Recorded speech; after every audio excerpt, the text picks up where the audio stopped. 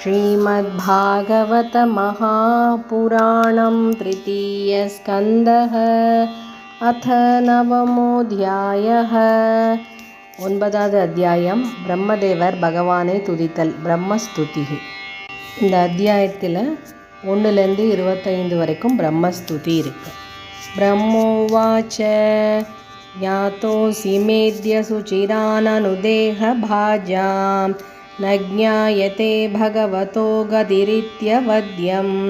नान्यत्वदस्ति भगवन् अपि तन्न शुद्धं मायागुणव्यतिकरात्यदुर्विभासि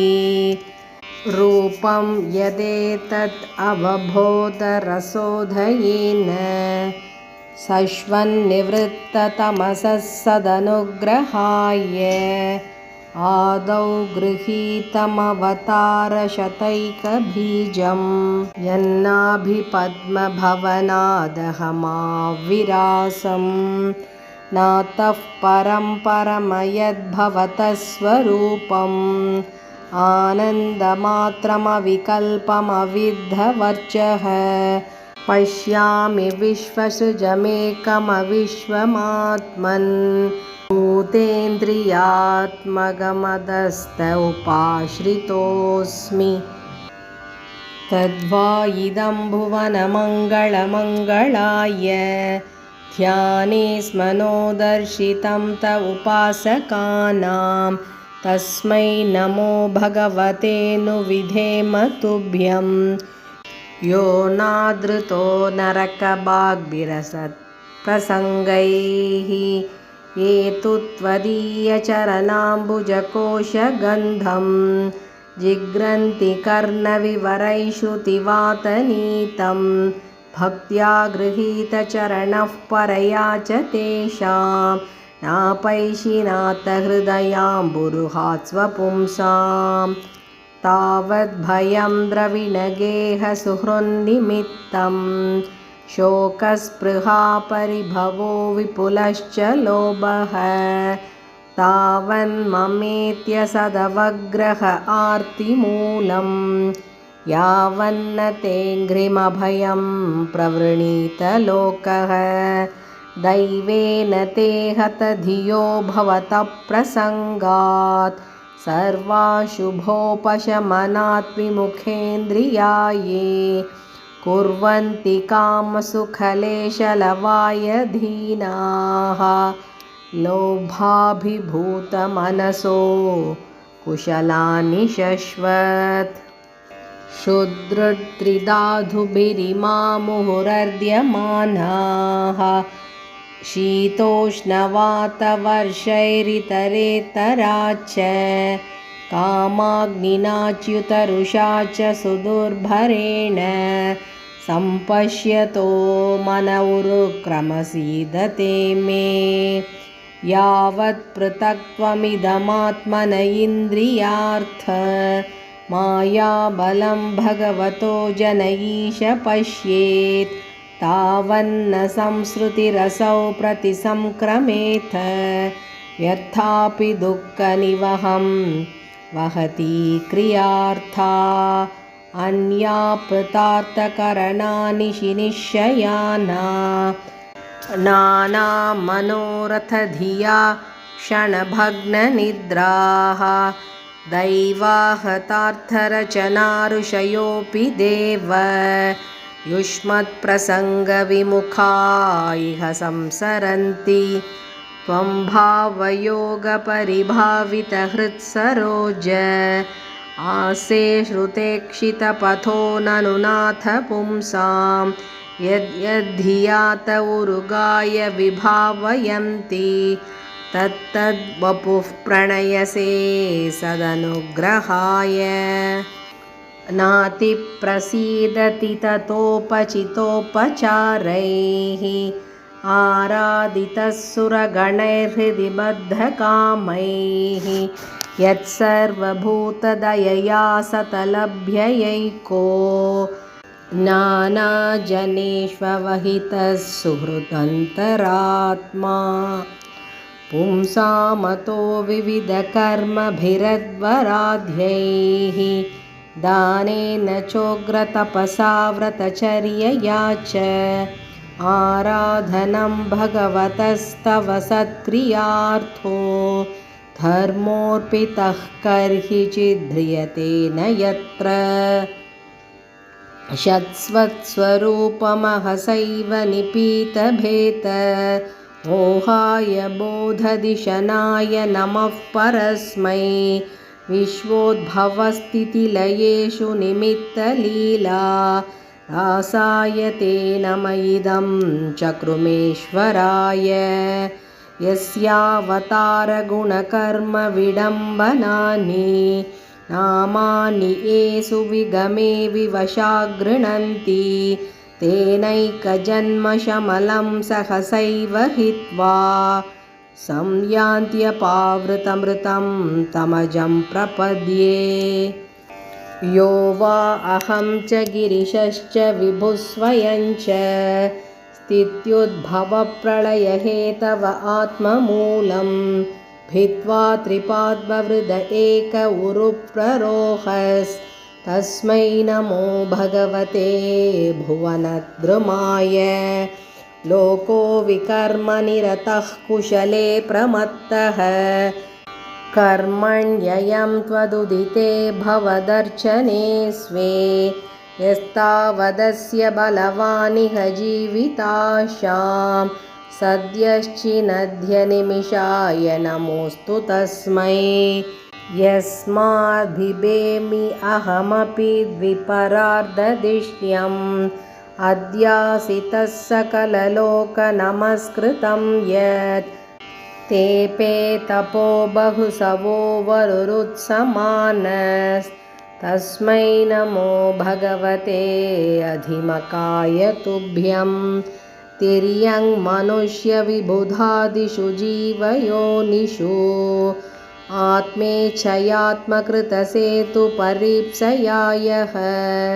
प्रेमे निरस्तरतिरप्यवरुद्धदेहस्तस्मै नमो भगवते पुरुषोत्तमाय यो विद्ययानुपहतोऽपि दशार्धवृत्त्या निद्राम् उवाह जठरीकृतलोकयात्रः अन्तर्जले हि कशिपुस्पर्शानुकूलां भीमोर्मिमालिनिजनस्य सुखं विवृण्वन्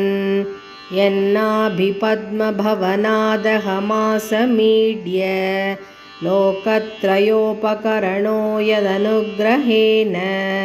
तस्मै नमस्त उदरस्थभवाय योग निद्रावसानविकसन्नलिनेक्षणाय सोऽयं समस्तजगतां सुहृदेक आत्मा सत्त्वेन यन्मृडयते भगवान् भगेन तेनैव मे दृशमनुस्पृशत्ताद्यताहं स्रक्ष्यामि पूर्ववदितं प्रणतप्रियोऽसौ एष प्रपन्नवरदो रमयात्मशक्त्या यद्यत् करिष्यति गृहीतगुणावतारः तस्मिन् स्वविक्रममिदं सृजतोऽपि चेतो युञ्जीत कर्मशमलं च यथा विजह्यां नाभिक्रदादिह सदोम्भसि यस्य पुंसो विज्ञानशक्तिरहमासनमनन्तशक्तेः रूपं विचित्रमिदमस्य विवृण्वतो मे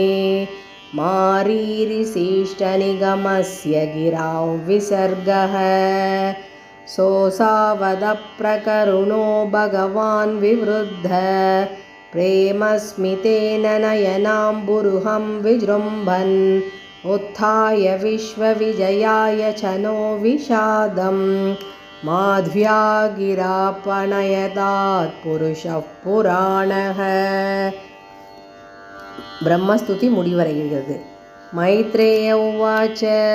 स्वसंभवं निशाम्यैवं तपो विद्यासमाधिभिः यावन्मनोवचस्तुत्वा विरराम सखिन्नवत् अताभिप्रेतमन्वीक्ष्य ब्रह्मणो मधुसूदनः विषन्नचेतसं तेन कल्पव्यतिकराम्भसा लोकसंस्थानविज्ञान आत्मनः परिकीद्यतः तमाहागाधया वाचा कश्मलं शमयन्निव। श्रीभगवानुवाच मा वेदगर्भकास्तन्त्रीं सर्ग उद्यममावह तन्मया भाति तं ह्यग्रे यन्मां प्रार्थयते भवान् भूयस्त्वं तप आतिष्ठ विद्यां चैव मदाश्रयां ताभ्याम् अन्तर्हृदि ब्रह्मन् लोकान् द्रक्ष्यस्य पावृतान् तत आत्मनि लोके च भक्तियुक्तः समाहितः द्रष्टासि मां ततं ब्रह्मन् मयि लोकांस्त्वमात्मनः यदा तु सर्वभूतेषु दारुष्वग्निमिव स्थितं प्रतिचक्षीत मां लोको जह्यातर्ह्येव कश्मलं यदा रहितमात्मानं भूतेन्द्रियगुणाशयैः स्वरूपेण मयोपेतं पश्यन् स्वराज्यमृच्छति नानाकर्मविधानेन प्रजा बह्वीः सृक्षतः नात्मा वसीदति अस्मिन् ते वर्षीयान्मदनुग्रहः ऋषिमाद्यं न बध्नाति पापीयां स्वां रजो गुणः यन्मनोमयि निर्बद्धं प्रजा संसृजतोऽपि ते ज्ञातोऽहं भवता त्वद्य दुर्विज्ञेयोऽपि देहिनां यन्मां त्वं मन्यसे युक्तं भूतेन्द्रियगुणात्मभिः तुभ्यं मत्विचिकित्सायाम् आत्मा मे दर्शितो बहिः नाळेन सलिले मूलं पुष्करस्य विचिन्वतः यच्च कर्ताङ्गमत्स्तोत्रं मत्कथाभ्युदयाङ्कितं यद्वा तपसि ते निष्ठा स एष मदनुग्रहः प्रीतोऽहमस्तु भद्रं ते लोकानां विजयेच्छया यदस्तौषीर्गुणमयं निर्गुणं मानुवर्णयन् ययेतेन पुमान् नित्यं स्तुत्वा स्तोत्रेण मां भजेत् तस्याशु सम्प्रसीदेयं सर्वकामवरेश्वरः पूर्तेन तपसा यज्ञैर्दानैर्योगसमाधिना राद्धं निःश्रेयसं पुंसां मत्प्रीतिस्तत्त्वविन्मतम् अहमात्मात्मनां धातः प्रेष्ठः सन् प्रेयसामपि अतो मयि रतिं कुर्याद्देहादेर्यत्कृते प्रियः सर्ववेदमयेनेदम् आत्मनात्मात्मयोनिना प्रजा सृजयथा पूर्वं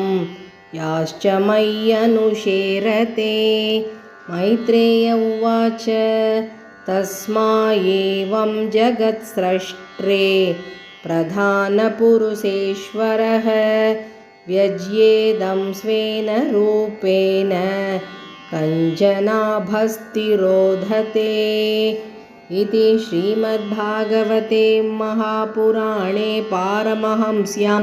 संहितायां तृतीयस्कन्धे नवमोऽध्यायः। हरे नमः हरे नमः हरे नमः। गोपिका जीवनस्मरणं गोविन्द गोविन्द। ओं श्रीकृष्णार्पणमस्तु। हरिः ओम्।